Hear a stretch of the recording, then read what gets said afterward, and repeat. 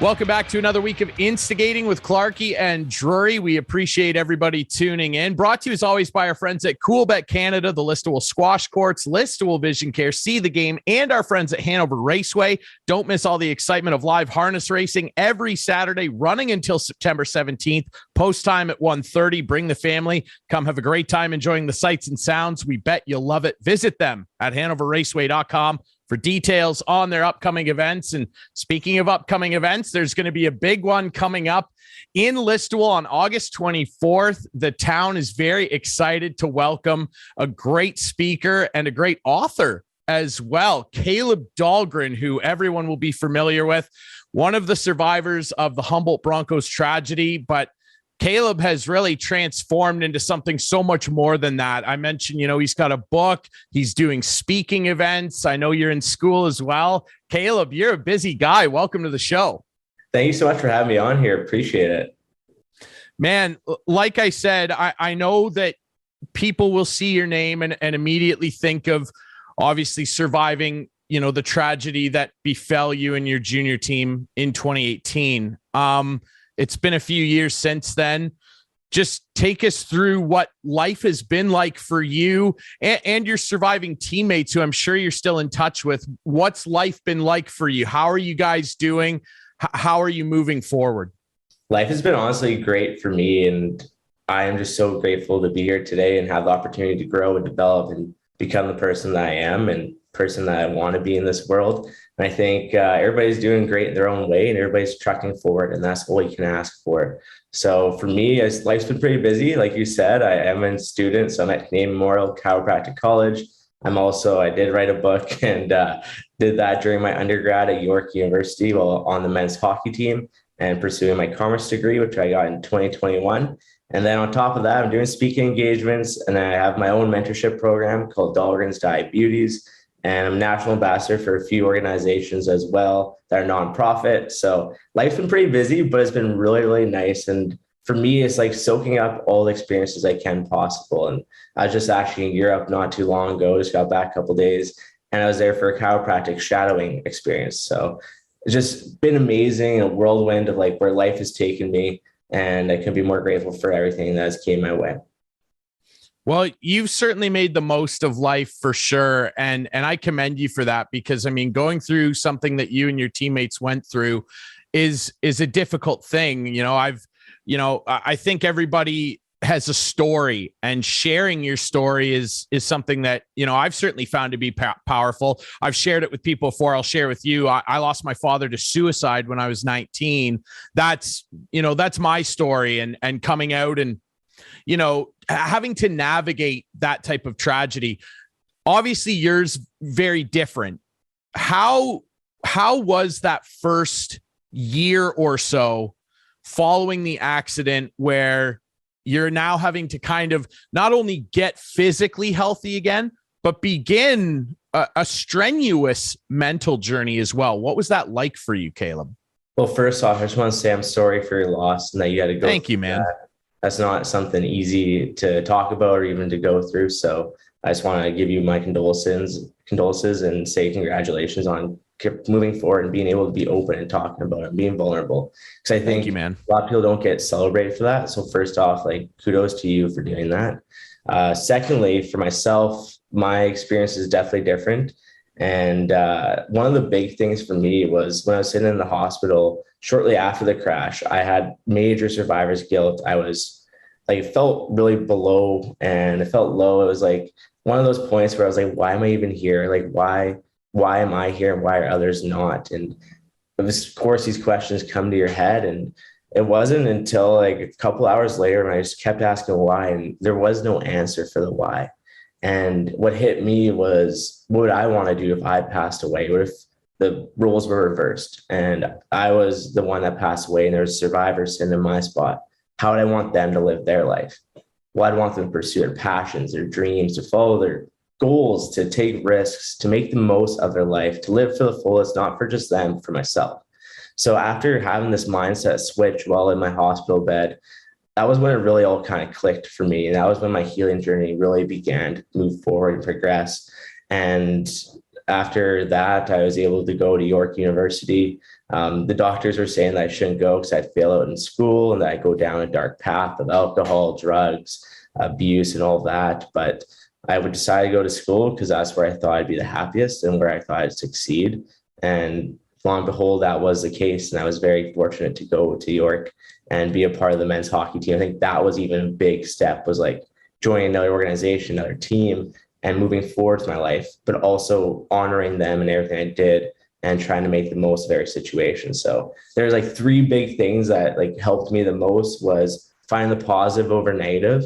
And so like focusing on that, the fact that I knew these people. So then gratitude was another one, because there's 7-8 billion people in our world. In fact, I knew those 16 and those 29 on the bus, pretty special.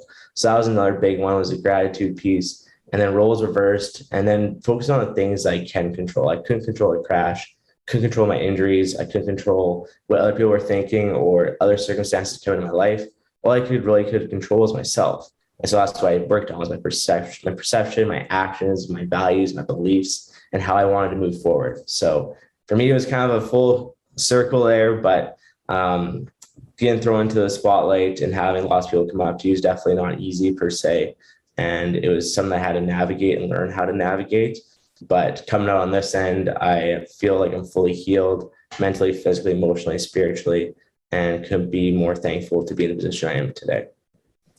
Well, everybody can see why you would make a good public speaker. I mean, that's a pretty brilliant breakdown of it all. And again, I commend you and your surviving teammates, for being able to kind of, find your path and move through life. I mean, I think that, you nailed it with, feeling almost survivor's guilt and stuff like that. When bad things happen to us, and they'll happen to us all, it's easier said than done to just pick up the pieces and figure out how to move forward. It's a different journey for everybody. But I like what you said, and I feel the same way when I think about my dad. Would he want me not making the most of my life? Would he not want me to go full throttle and pursue my broadcasting dreams, which I have, and you're doing the same thing?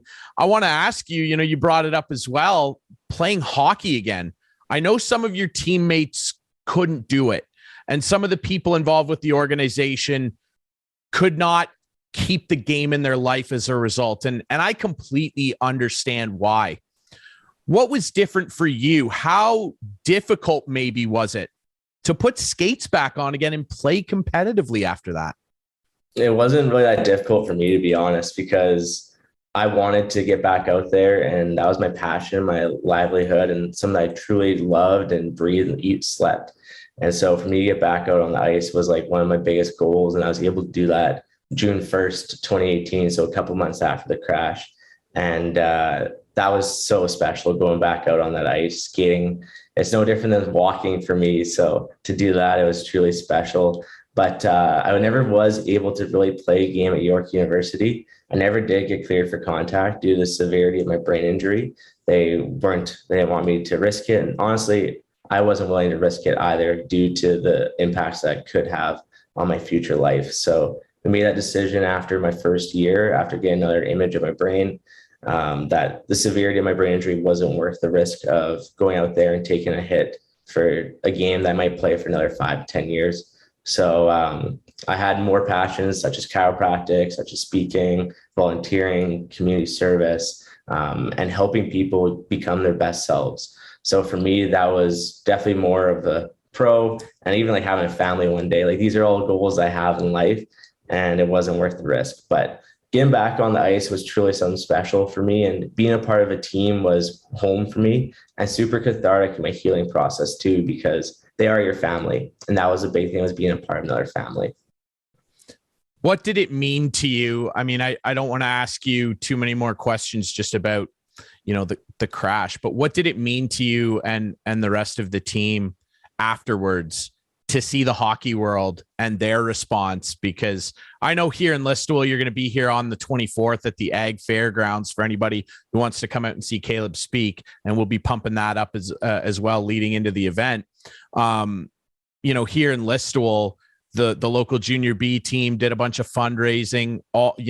We saw all the images of teams gathered at center ice for you guys.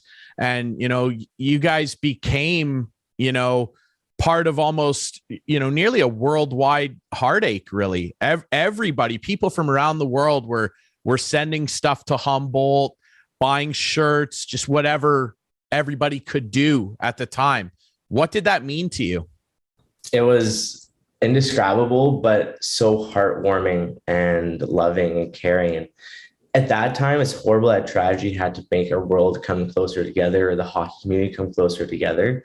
But you got to see how great of a community it is, and the positive side of the hockey community, and how close knit it is, and how literally 2 steps away, the person that you look up to, your idol, is super, super small world. And to have people put their sticks out, have the hashtags Humboldt Strong, prayers for Humboldt, truly was life changing. Because I was sitting in the hospital bed, and we had in our room, there was me and 2 other Broncos, and there was an elderly lady beside me. And we had in our door, like there's security on our floor, and we had security at our door. And there's a lineup in the hallway, visitors trying to come see us. And this poor lady beside us had 1 visitor in her 4 days that was in the room with her. And we had like 10, 20 visitors per day in our room. And it just broke my heart, because she was going through her own tragedy, but wasn't getting nearly enough support. And obviously we had our own tragedy that was happening, but we had so much support. We had the world support. So now my heart goes to everybody that does go through their own tragedies, and to be supportive and mindful of that. Everybody needs that support in their life. And for me, it was cathartic and helped my healing process. When you have people in your corner knowing that you want them to help you grow and to help you become your best self, it just is empowering. So I couldn't be more grateful. So anyone listening to this, thank you from the bottom of my heart for thoughts, prayers, messages, sticks out, jerseys, whatever you did or didn't do, but thought of us, please, thank you from the bottom of my heart. It meant a lot. Man, it's incredibly big of you and mature of you to be thinking of somebody else next to you in the hospital there. That's extremely powerful. And again, I think why so many people have rallied around you and your book and your public speaking in particular. Let's talk about that book. It's called Crossroads. It's an incredible title. The cover of it's amazing. It pulls you right in. And I think that, it's your story of resilience as a Humboldt Bronco. What inspired you to write a book? Because it's a big undertaking. It's a real creative reach. You're really pouring your heart and soul and who you are onto those pages. It's a big thing to share and publish for everyone to see. What inspired you to do that, Caleb? Thank you so much for the kind words. I'm glad you liked the title and the cover. Those were honestly some of the pieces I really, really was wanting. And Harper Cullen was amazing to help me out with that, and listening to my ideas and following through with my ideas too. But for me, the reason why I wanted to do it was to truly help other people. I was actually sitting in class one day, and I had turned down lots and lots of offers. This was coming back at it, talking to my agent. It was my last day before I decided if I wanted to write the book or not. And I talked to lots of people beforehand. I didn't know if I was ready mentally, physically, emotionally, spiritually, or if I was even ready for to understand what was going to be undertaken. Because whatever you put in this is with you for the rest of your life. It's not just all right, it's out there and it's gone, delete. It's that's there forever. So whatever you put in this is there, and you have to own it forever. So it was a lot for me to take on. And I was 22 at the time, I think. Yeah, 22 at the time. And I'm just sitting in class. I'm what's going on? This is crazy to think of. And so my professor walks in the room. He always walks in, and he either does a quote, a statistic, or something that really draws you in, controversial opinion. And he walks in and he did a quote, and I was sitting front row and center. He looked me straight in the eye and said, "When you want to change the world, it starts with you." And then that's when it all came crashing down on me. I was I do want to change the world. I was volunteering with 4 different organizations, had my own program that I was doing. I was really heavily involved. I loved giving back. And I knew that through sharing my story, I could make a positive impact on the world. And so I ended up doing that. I've donated all my proceeds to Stars Air Ambulance, who helped save lives on April 6th, 2018, but literally save lives every single day. And I've been able to connect with so many different people, talk about topics that mean a lot to me, such as mental health, physical health, resilience, hope, family, community, sports, athletics, just even diabetes awareness, mental health, brain injury awareness. There's so many things in there. And it's been really a whirlwind, but the whole idea was to help other people. And I can say that it has for sure. I certainly think so. I completely agree. And again, I think I'm really impressed, and I think everybody is, with just the level of maturity and positivity that you choose to exude, because I don't think that anybody would hold it against you or your other surviving teammates for almost, walking around with a grudge, if you will, and having a negative reaction to all of this. And it's incredibly powerful. And I think that that's, a big thing that fuels your ability as a public speaker. And we're really excited for you to be in Listowel. I think that's what fuels your ability to do it so well, is you have completely chosen the positive side of things. I want to talk to you a little bit about what you're up to now. You're studying in school, you're doing really well. What's your goal? Where do you want to go? Where do you want to take this? Well, honestly, it keeps changing every day, but I have tons of goals and aspirations in life. And I think that if you don't have goals and aspirations, then you can't really work towards something. You kind of get stuck in a rut doing the mundane things, and you don't really see like a purpose or a future.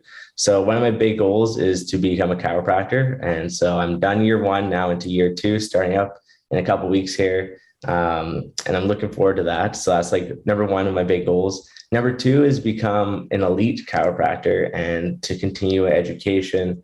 Not too sure what exactly realm that's going to be. I'm looking into neurology and might become chiropractic neurologist, looking into sport, might become like more into the sport world. I'm also looking into peds. I'm looking into geriatrics. I'm all over the place. I'm doing lots of shadowing and have been doing lots of shadowing to really see what's a good fit. But recently I was at Arizona Coyotes development camp in the NHL there and got to work with pro athletes at that elite level. And I really, really enjoyed that. So it would be cool if that opportunity arose to be in the NHL one day and working with the team and have my own practice on the side. And then also want to continue doing speaking engagements. I was able to do one overseas in Ireland. So that's cool now to say that I've spoken in Ireland. And I've done one lost in the States too in Canada, but never one overseas. So that's a cool opportunity that presented itself. So I want to continue with that. And then also have a family one day. I'd love to be a family man. I have children or a child and just be the best dad and husband I can be. And I think for me, that's a big life goal, is to just have somewhat of a normal family life too, and to soak that up and have that experience as well in my life. But definitely got a lot on the go with that. And also even with community service, love to kind of progress forward and continue on with my program and also see what else I can have happen as well. So for me, it's just trying to make the most of my time on this earth, whether that's today or tomorrow or 10 years, 30 years, 40 years, however long I'm here, I just want to have a positive impact on as many lives as I can. Well, you're certainly doing it, man. August 24th, Caleb is going to be here in my hometown of Listowel at the Ag Fairgrounds speaking. You're going to be meeting with people, doing some book signing after as well. I encourage everybody to come out. If you haven't read the the please read it. The 24th, if you're going to be there, it'll be a good opportunity to pick up a copy. Man, I can't thank you enough for your time. You're obviously an incredibly busy guy, but again, I just commend you. And I think everybody in the hockey world and beyond commends you for what you've been able to do so far. And I think, you're driven enough. You're going to achieve whatever you want. Someday, maybe we're working for the same NHL team. I'd like to be calling NHL games someday.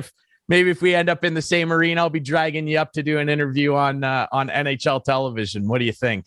I'd love that for sure. That'd be pretty awesome if you're asking me. Thank you so much, Ryan. I appreciate that, though. Really, really kind words. So thank you for that.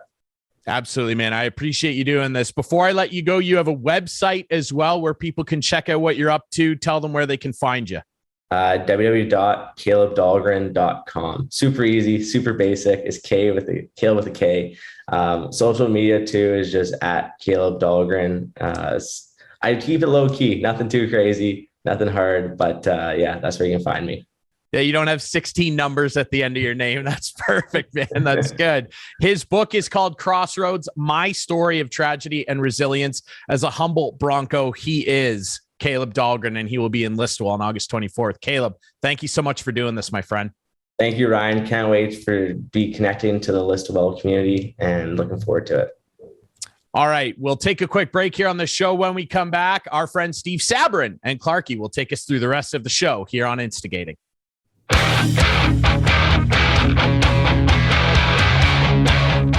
And welcome back to Instigating with Clarkie and Drury. Drury's gone, and Steve Sabrin is back on the show this week. And thanks, Steve, for being with me today. And our guest right now is Sean Fitz-Gerald, the senior writer for The Athletic Canada. Does that make you sound old, Sean, saying senior writer? You'll notice the haircut. I mean, yeah. I'm walking around with enough to make me feel old every time I look in the mirror. But yeah, I mean, you know, it is what it is.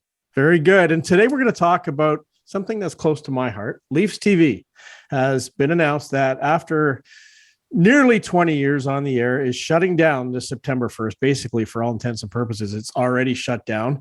There's not going to be, from what I gather, any long goodbyes on the network. They basically shut the network down a few years ago, in my mind, when they eliminated most of the live programming. But Sean, it's been a long run. It's been a lot of highs and a lot of lows. But how have you seen the evolution of Leafs TV? You know what? I think they've been on the air almost 21 years, right? I think they launched September 01. You're right. Yep. Yeah. September 4 days before September 11th, 2001. Yeah. Yeah. I mean, going back and going through the archives and, you know, seeing, you know, the general apprehension in sort of media circles when the station was launched, what it was going to be. Was it going to be this sort of Pravda or house organ for the Maple Leafs? Was it eventually going to take over? Were the Leafs going to stop talking to regular reporters and just talk to Leafs TV? All of these things, it was all up in the air and nobody was quite sure. And I mean, it seemed like for a moment in time that maybe some of that might actually become a possibility. But I mean, ultimately, the moment that, you know, Rogers Communications and Bell Media teamed up to buy the Leafs, which is always strange when two mortal rivals team up to buy a super massive, super valuable property together, that doomed Leafs TV to a fate that we now see. You know, they were never going to be eager to prop up another channel that would rival their own. Like you mentioned, like would players and that stop talking to the other members of the media? Did you guys you were a member of that media? I was just and still am. Back then, Clark. No, hey, come on. I had a full head of flowing long. But like, did you guys really think that? Did you really think there was preferential treatment with Leafs? Well, I mean, we heard things coming even then from you know, the Premier League in England, where, you know, even then, you know, Chelsea, some other top tier clubs were developing their own sort of in-house media organizations. And, you know, media access over there is terrible to begin with, right? You know, the manager might speak a couple times a week, players almost never in a press conference setting, it seems like. So, you know, it wasn't a huge stretch to think, well, I mean, you know, MLSE is launching its own channel. It makes sense that it would want exclusivity. It has, you know, the means of production, so to speak. So why not? You know, it turns out that wasn't the case, except for one notable exception. But yeah, back then there was just so much unknown, and it's funny now in the year of our Lord 2022 to go back into the archives and see what was being written and being said about it. It really refreshes the memory, which is shockingly bad as I get older. What was the notable exception? 2002, Pat Quinn was the head coach and GM, and it was a trade deadline. And the Leafs, oh yes, I want to say they sat on their hands or made a couple minor deals. But anyway, trade deadline passes. It's usually noon or 3 o'clock.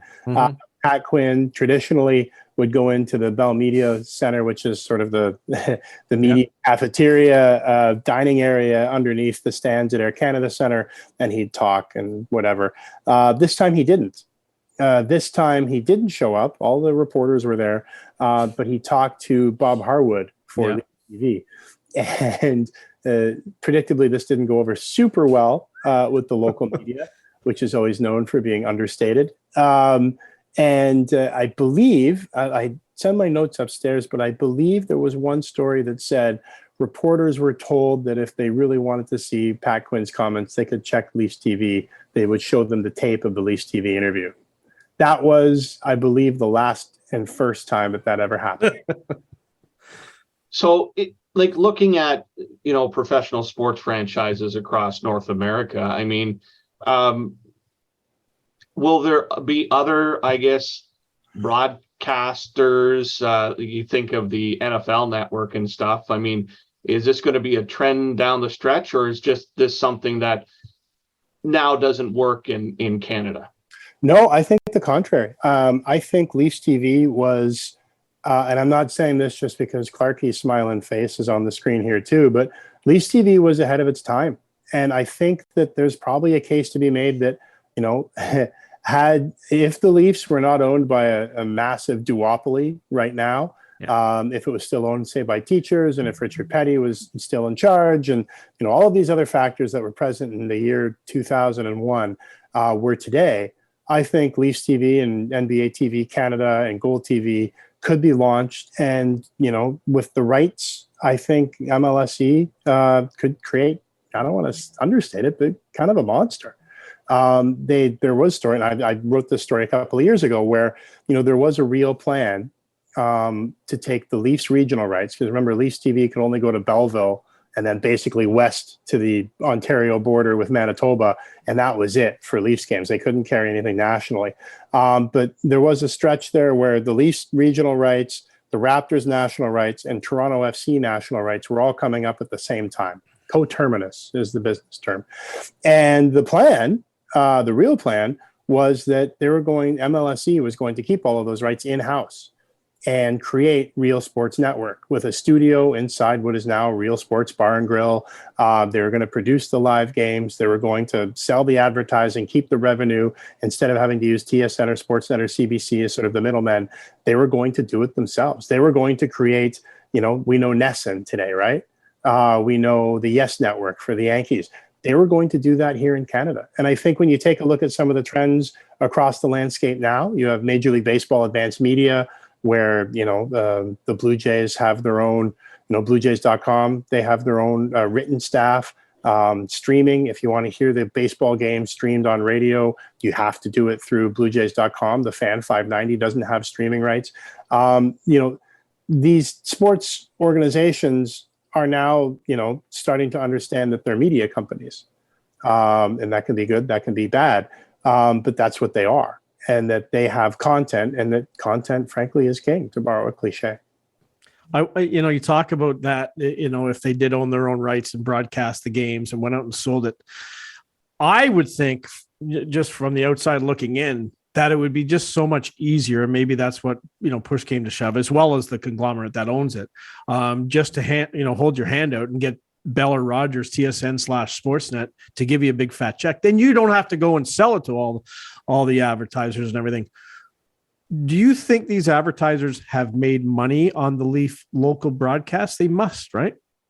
It's an interesting one. There are going to be so many hurdles to Real Sports. Don't get me wrong. On paper, on the back of a napkin, sitting around some adult beverages at a pub, you can make a pretty good case either way. On one side, you get to keep all the money. And what brands, especially, Leafs TV also launched in the middle of one of the darkest periods on ice in Leafs history. They sucked out loud for the better part of the entire lifetime of this television channel. They're awful. But the first 2 years, terrible. They made it to the conference finals. And people were just learning that the brand existed, right? There were nights where I'm sure dozens of people were watching, and it's just because it's a startup. It's digital cable, and it's new. Some nights nobody was watching, right? The network that was. So think you do that, if you do that today. So here's a couple challenges. So Real Sports, say you have the Leafs regional rights, you have the Raptors, you have TFC. Well, how do you get them in front of viewers? Are Bell and Rogers at that point going to be super eager to give your channel a a real good place in their packages? Probably not. There are regulatory issues to overcome. There is that, how do you scale up and start selling something that you haven't sold before? There is a risk for sure. But you take a look at, to the question that you do that today. I mean, you can do your own Leaf streaming service. Like, you can develop your own app. You can do all that right here. I mean, here we are. We wouldn't be having this conversation 20 years ago with, the three of us in these different boxes here on the screen. Like, this is something that's new. And I think the technology, had it launched today, we'd probably be talking about a very different story. The Real Sports idea came to life for me. I remember when Chris Hebb came in and took over for John Shannon. Chris was really bullish on the Real Sports app. And I was actually hands-on developing a Real Sports Xbox app that had, games on it, lots of VOD. But that Real Sports app was a real thing at that time. But the network never really came to fruition. But going back, though, to John Shannon days, things changed a lot when John left. Like, we did a lot of live programming. We did live pregame shows, postgame shows, practice shows, did a reporter's show, Saturday's Heroes, kids games down at the Air Canada Center. Things really changed when John left, didn't they?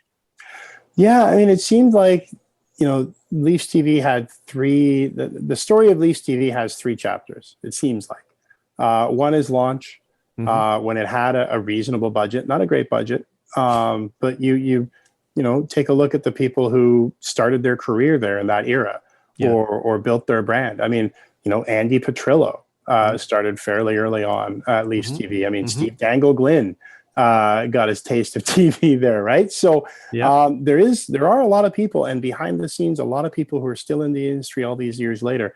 So there's the startup phase. The phase, I would consider that when, I think it was 04 or 05, or just before the lockout, rather, where I think they got up to as many as 13 regular season Leaf games that they were able to carry and produce live. And then there's the second chapter where there's the cutbacks. Folks lose their jobs, and people who might have been seasoned professionals are replaced by sort of intern levels. The live programming gets cut back. And then the third and final chapter starts the moment that Teachers sells to the duopoly, because there's never any minute that Bell and Rogers have any interest in competing with Sportsnet and TSN with a product that they own. So it becomes maybe not fully a ghost ship immediately, but I mean, certainly now, I mean, if you're to turn it on at any point in 2022, it does seem like an empty vessel, especially when compared to what it was when it launched. Yeah. Like, they're still running programming that was, cut and edited and packaged in like 2004, right? Like the classic games and Forever Elite and all of those things. Like, it's. Well, moving ahead, when you're looking at broadcasting, and we're seeing it with the Jays already, I mean, Sportsnet is even getting games taken away because of league exclusivity with Apple or Peacock. Are we going to see similar deals down the road with NHL teams?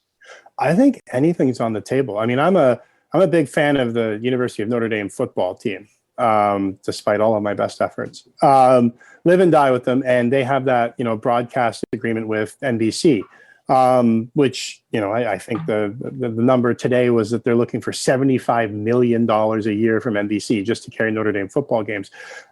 One of those games last year was put on Peacock, which was their streaming service. So, I mean, if you're able to be NBC and spend all that money on Notre Dame and then take one away from your TV to put it on streaming service, I mean, I think there's a reasonable expectation that that's where we could go. And frankly, I mean, conventional sports television is sort of molting as it is now, in terms of, changing revenue models, changing income, really strange, an evolving advertising market and partnership market. And you have these other platforms that are coming in, Media Pro coming in and gobbling up a bunch of soccer rights, DAZN gobbling up soccer rights. And then, like, people have been waiting for the moment that Apple or Google or Amazon, or, for a while there, it was Yahoo as well, for one of these massive sort of internet companies to come in and just gobble the whole thing up. And then what is it? Then what does it look like? You'll still have access to it, but it just might not be through the traditional conventional means.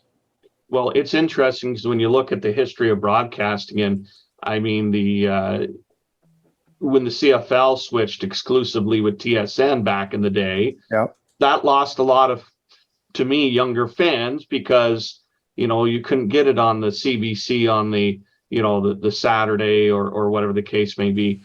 So, to me, it's some of these services aren't always as, I guess, available as we'd like to think. It costs money. So now you're paying for cable and 5 different services to pick up games.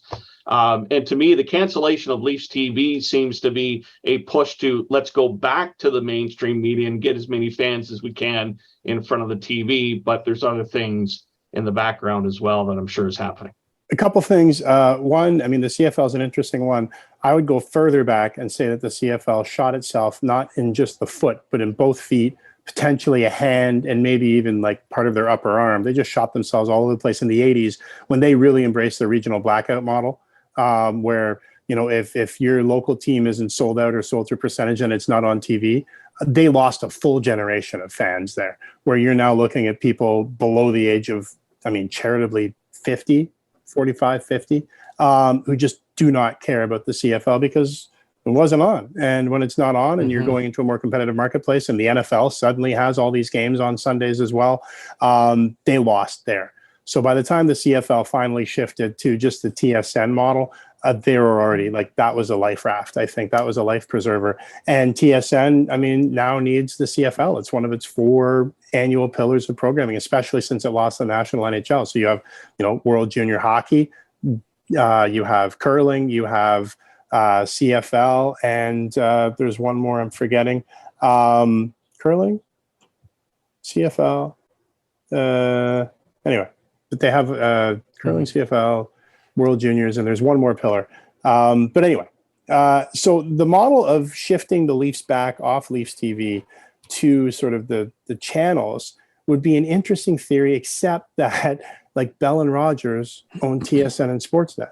So if any other company had come by, if I don't know who has enough money to be able to say the Thompson family, instead of Bell and Rogers went in and spent the whatever it was $3 billion for the percentage share that was up for sale by teachers. Say Thompson bought it, would we still be having the same conversation? I'm not sure, but I think the fact that it's Bell and Rogers and that they own TSN and Sportsnet sort of nullifies any trend setting of what this might mean. It's just a fact that there are 2 companies that have gobbled up all the sports media in a relatively small, Canadian marketplace, and they're not willing to share it.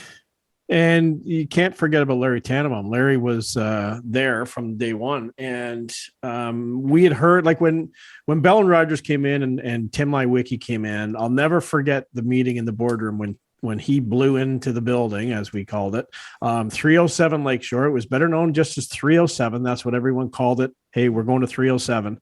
Everyone knew where it was. We called our studio there, Studio 307. Even on the fonts on the TV, it was Studio 307.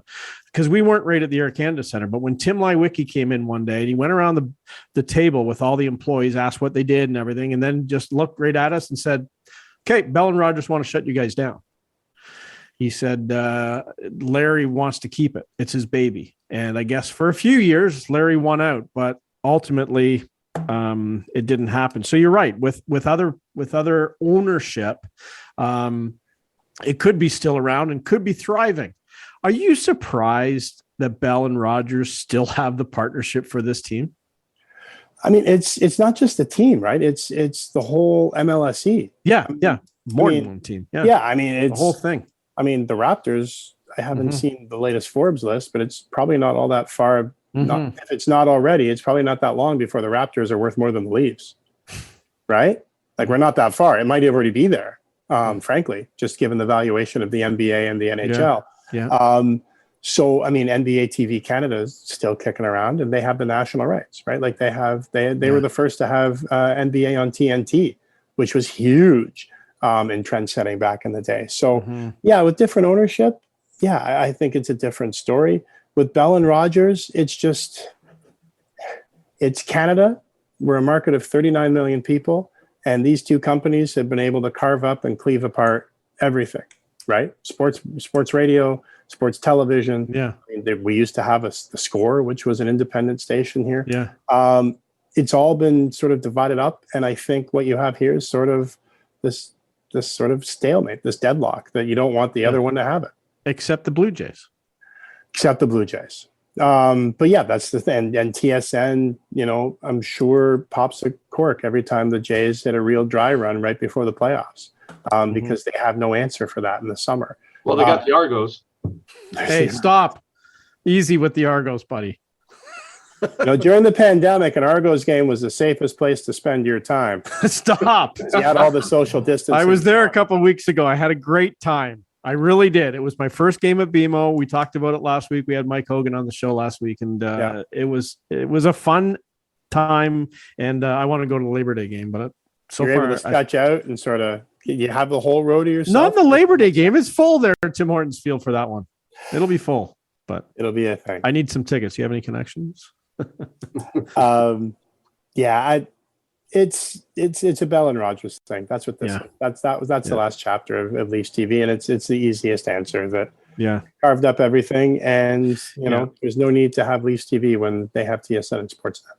Well, yeah, not only that, the internet, right? Like it's and I witnessed it when I was there. Like I think it was 2000, and there wasn't video online basically until 2005. Which is crazy to think, 15 years ago, we didn't 17. Have, or 17. I know I'm getting my years mixed up here, but it's crazy to think that. And I made a transition when Chris Hebbett came in to move from the TV side to the digital side. And I'm telling you, it was a big, huge challenge to convince a lot of the old time TV guys, I'm not going to say who, but on-air people, that their content now had to go on the internet. They were like, no, we're TV people. And it's just it's crazy to think that, but that was the mentality back then. No, this is for TV. Yeah. I mean, and I remember, Leafs TV and MapleLeafs.com, getting practice clips, practice videos, interviews, post stuff online reasonably quickly to the point where it owned that aspect of it. Right. Which again, from a TSN Sportsnet perspective, was a huge pain in the ass. Yeah. I think it's one of the really interesting things too is, a lot of the stuff that Leafs TV did in those early days, which we didn't see before. So, the airing of live post-game press conferences, Leafs in an hour, that concept, you can now see with, Blue Jays in 30 on Sportsnet. Yeah.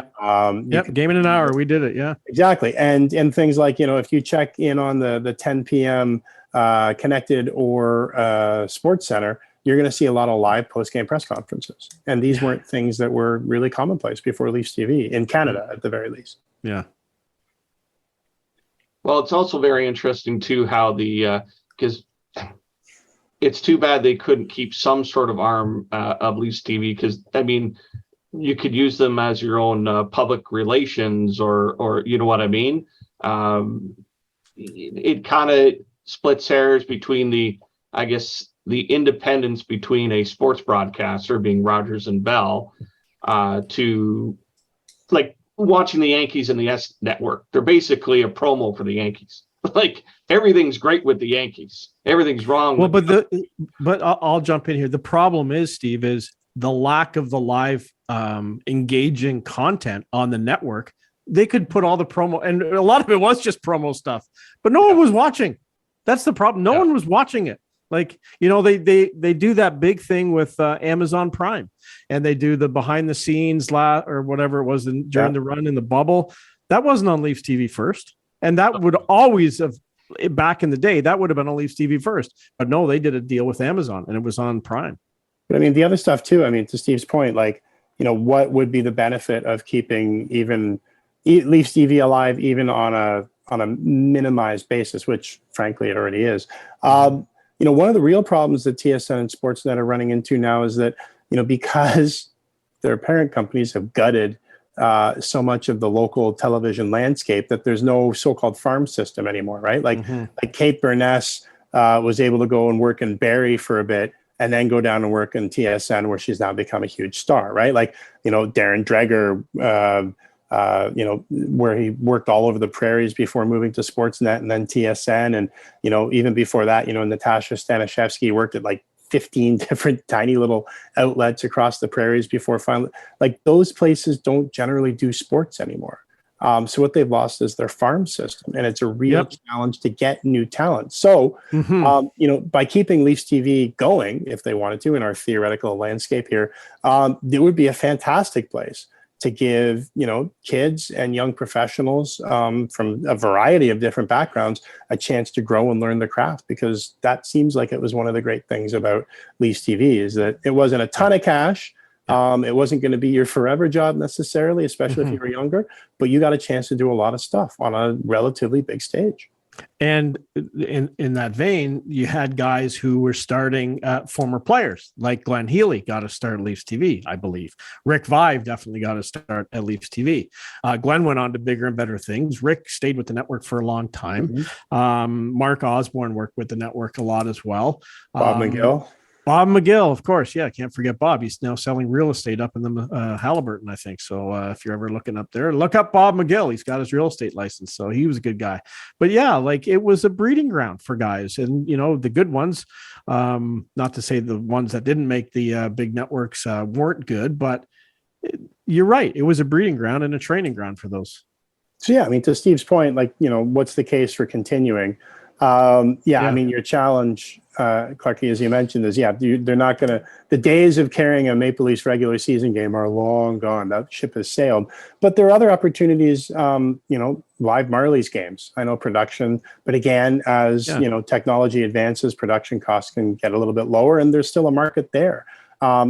Just sort of surveying social media, one of the things that people lament the most is the lack of, their Marlies coverage on Leafs TV as it now goes away. So, I mean, there were avenues, there were potentials, there was possibility, I think, to do a bunch of different things around the Leafs and to, become that sort of quote unquote farm team. But, they just chose to cut out a line on the budget. Now, I know you're working on a story that was in The Athletic today on Friday, but where did you find out anything about the Marlies? Not to break any news here, but did you find out? Because they say that the Marlies are going to still have a home, the games, but I guess it's going to be online, but there's already an AHL package. So where the heck are they going to go? It seems like whatever they had is migrating onto mapleleafs.com. Yeah. Migrating onto their digital side. What form that coverage takes, I'm not 100% sure. I want to switch gears if I can, talk about the radio world for a little bit. And we saw the demise of Leafs TV in front of our own eyes. In my opinion, sports radio is getting there. There's too many podcasts. The most uplifting conversation it is, isn't we're it? ever going to have. Hey, I'm in the car. I am so glad that everybody here, a half hour into this conversation, is still here. We're all still smiling, and we're talking about great and wonderful things. This is sort of a self-serving show for me, but that's fine. It happens all the time. Sports radio is the fans coming up to 30 years, if my math is right. They launched in September of 92, just before the Jays run. And to me, they're dying a slow death. They're going to be around another 10 years, 5 years, 2 years? 2 years, yeah. Yeah. It's a really good question. There's still the need. Like, people still listen. People are still engaged, right? Like, it's just how they're consuming it is changing. The pandemic changed traffic patterns, which cratered sports talk radio revenue streams like overnight. But like, people still listen. Like, you take a look at 1050. They do, dude. No, seriously. Like, I look at 1050. Overdrive. 1050 is an example. Sure. That's what I was just going to say. Yeah. So I mean, 1050's numbers. In Toronto, what's the hierarchy? Is it like CHFI is the runaway like most valuable? Yeah. Boom 97.3's up there. Yeah, like men, stuff for old people, basically, right? And sports talk's really expensive to produce. Yeah. But 1050's numbers on the air might not be stellar, but they are on downloads.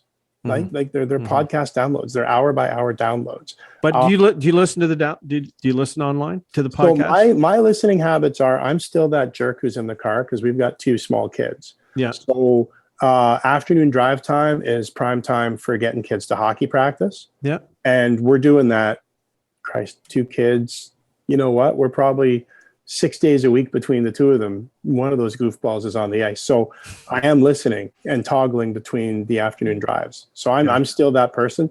And I don't have I'm not a podcast person. I don't listen to podcasts because if I'm, not in the car with children or running away from children or here in the dungeon hiding from children, I'm usually doing some work or catching up on some reading. But yeah, I get my audio content the old fashioned way over the radio. And the reason I was asking, sorry, Steve, just if I can finish. The reason I was asking is I do, because living out here, surprise, surprise, the signal doesn't come in. So I do consume it on podcasts. What I'm actually shocked about is the lack of advertising. There's no commercials. There's no billboards. There's nothing. And I know it's talent fees on commercials and all that stuff, but I just cannot believe they haven't, in my mind, it doesn't seem like it on the surface, monetized their millions of downloads. And that's the interesting thing, especially for 590, is that when they brought in their new program director, although that's not the title, Dan Toman. Audio director. Yes, director of audio. Director of audio. Thank you very much. I think that's it. I still feel like there's another word. Maybe manager. Something. Coordinator. I don't know. So it was supposed to be the blend of traditional terrestrial radio with podcast. But yeah, if you listen to podcasts, like the Steve Dangle podcast or any podcast that's not Bob McCowan's corporation, there are reads, there are commercials inside. So the host is sitting here and, this is the part where, Sean Fitz-Gerald in my podcast, I'm going to say, thank you so much for tuning in to Instigating. My Cool Bet, listable squash courts, Hanover Raceway, listable eye care. Right. Absolutely. Exactly. I don't hear that. Is Modine still in Listowel? Is that the pub from Letterkenny? It only exists in Letterkenny. Oh, geez. But the actual buildings in Listowel, wasn't there a Modines? Yes, there was. Yeah. But Modines, we'll work on that for next one. But this is where I'm doing my read for Modines, right?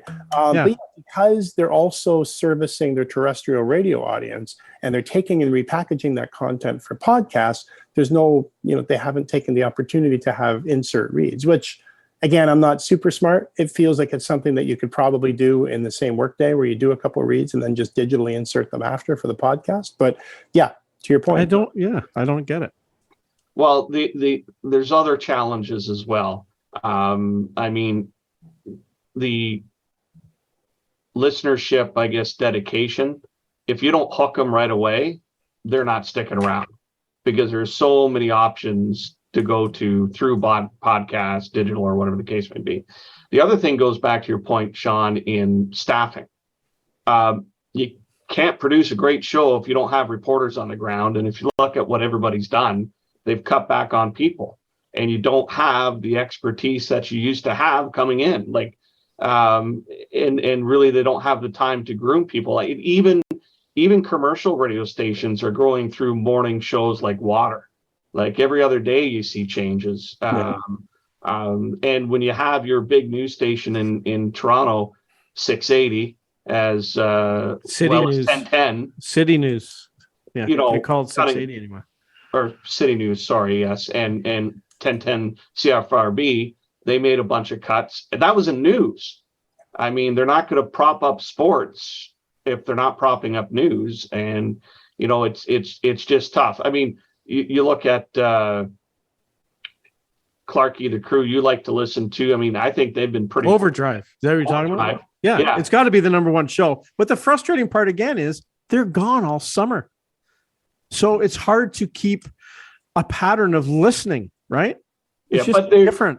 But I haven't listened. I haven't downloaded one show all summer because I know they're not there. They're really good though. So when they do come back, you'll probably listen again. And that's probably the hook that you need. Yeah. And other stations haven't found that hook. Yeah. The challenge for Overdrive too is because part of the ticket is carried by the TV side. Yeah. That if one of them has to say McLennan has to do a game in Ottawa, right? Yeah. Or Jeff O'Neill's got to do a Leaf game that night, they're pulled away early. At least one of the 3 hours, in the case of O'Neill, who gets pulled up to TV, the last hours without Jeff O'Neill. And the worst part about it, Sean, is there's no McLennan. The worst part about it is, you know, Jeff's just going to eat before, like, you know, he's not prepping. He's not like, you know what I'm saying? Like, I can just see Jeff McDonald. Like, he's just like, I can't do anything about it. Jeff's the program director there at TSN 1050. Like, lots of times Jamie, when he's on the road, will join the show from Ottawa or wherever he is. O-Dog never does. But anyway, he's the star. He knows he's the star, right? No, I think they all work. I mean, the show's not the same. It's a weird thing. It's not the same unless all three of them are there. I totally agree. I can't explain it. And I've had this conversation with a bunch of people around the industry. But it's just not the same unless the three of them are there. And to your point about continuity, and maybe this is what we're talking about, audience building, is like for a bunch of different reasons, summer vacation, different commitments through TSN itself. They're not the morning zoo group kind of people who are there every single day for 48 of 52 weeks. Like it's a very Leaf season kind of schedule, and maybe that works. I don't know. Well, Sean, we haven't accomplished anything as usual, but time comes to an end here. And, I just wanted to share with the things I stole when I left TV. So you always have the mic flashes, right? You always take a couple of those wherever you worked. Are those going to the Hall of Fame after? They could. Yeah, I should. Are they autographed? Did you autograph them? I can. I saw Bill Wellman at the Argo game. I should give him a call and tell him maybe he'll want them for the archives. Unless you've autographed them, in which case they're probably too valuable.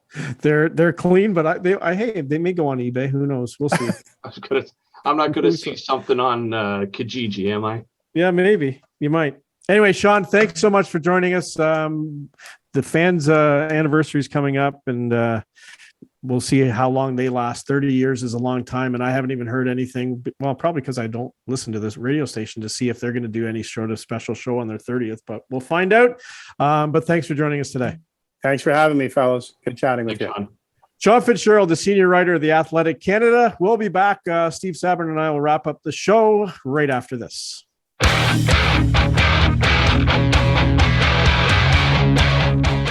And welcome back to Instigating with Clarkie. And today, Steve Sabrin, filling in for Ryan Drury. He's up at the cottage or somewhere. I don't know where he is, but Instigating brought to you by CoolBet, the Listowel Vision Care, Listowel Squash Courts, and of course, the Hanover Raceway. Savvy, people have been listening to you on CKNX News for how many years? To be coming up to 18 in October. 18, but with all good things, just like Leafs TV.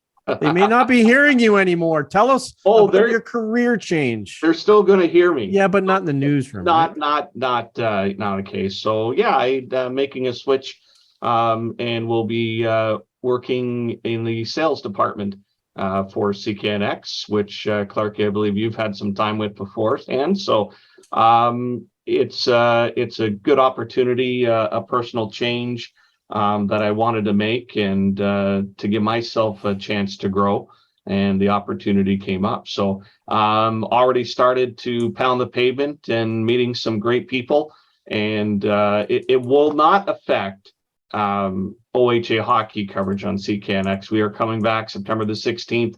The Listowel Cyclones open up their regular season. They're actually on the road for the first weekend of the GOJHL, so we'll catch them up home in Listowel on September 16th, and the PGHL as well. And I believe, Clarkie, you're going to be inked up for some games and bring your expertise on the game along with you, I hope.